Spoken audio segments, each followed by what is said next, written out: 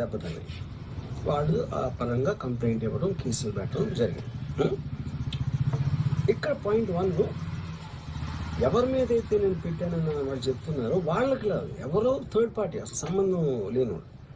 So ఆ కాంటెక్స్ట్లో అసలు ఈ కేసు ఎలాగా, ఈ సెక్షన్స్ ఎలా వర్తిస్తాయి అనేది అప్పుడు ఆబ్వియస్గా నాకు వచ్చే అనుమానం కానీ, నాకు కానీ నా మనుషులు కానీ, ఇది ఒక పర్సిక్యూషన్ చేయటానికి ఒక పద్ధతి ప్రకారం ఉన్న ఎలోబుల్ లాస్ని వాడుతున్నారా, లేకపోతే ఇప్పుడు వరల్డ్ ఓవర్ ఒక ఫినామినా ఏం జరుగుతుందంటే పొలిటికల్ పార్టీస్ వాళ్ళు they are weaponizing the systems of the police. అది అమెరికాలో జరుగుతుంది, యూరోప్లో జరుగుతుంది, ఇక్కడ కూడా జరుగుతుంది.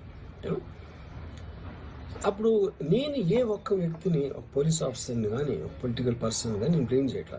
I think it happens in certain ఒక ఏమంటారు దాన్ని, ఒక వే.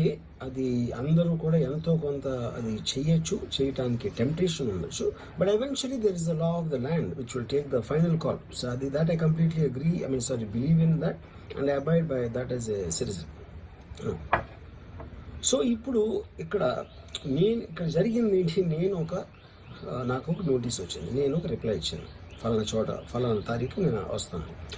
అప్పటికి నాకు జరుగుతున్న పని ఒక ఆన్గోయింగ్ స్కెడ్యూల్ ఉంది కాబట్టి, నాకు ఫిల్మ్ వర్క్ ఉంది కాబట్టి అవ్వలేదు. అండ్ ఇట్ ఈస్ వేరే ప్రొడ్యూసర్ చేస్తాను, ఆ ప్రొడ్యూసర్కి నష్టం వస్తుంది కాబట్టి నేను మళ్ళీ టైం అడిగాను.